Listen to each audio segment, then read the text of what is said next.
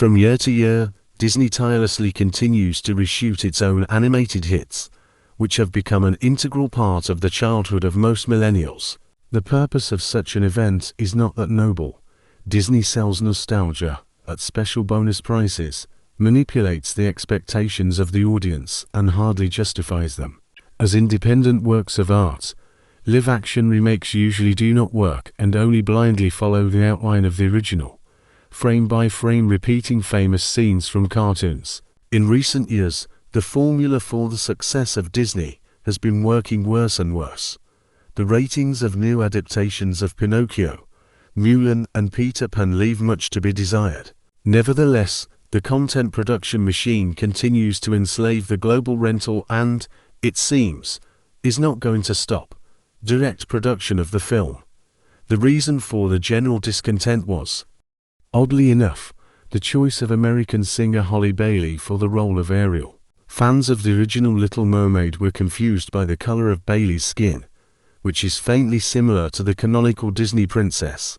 The audience's claims in some sense can even be understood. All the previous castings of the Mouse Studio faithfully echoed the hand-drawn cartoons. Take the same Mulan or Beauty and the Beast. Pinocchio created a special 3D version of the main character from the 1940 cartoon. Nevertheless, Ariel's blind casting partially belittled the very secondariness for which previous remakes were scolded, and in general tried to bring something new to the popularly beloved fairy tale. For example, an important social context about the archetypal female image, which is the same for all races and nationalities.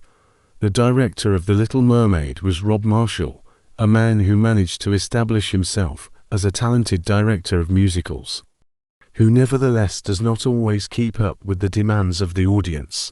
His latest Disney work, a remake of Mary Poppins Returns, won neither love nor recognition.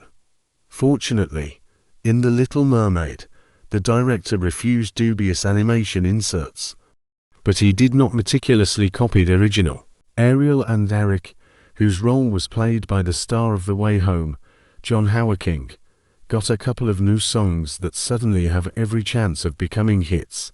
In general, Marshall tried to divide the timing between the main characters as evenly as possible, which, for example, the original cartoon could not boast of at all. Eric got his own backstory, and even a small internal challenge associated with the exorbitant responsibility for a small, but still a kingdom.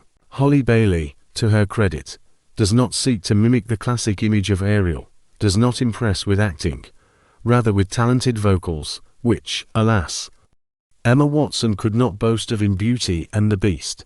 In general, the musical part of The Little Mermaid definitely dominates the narrative.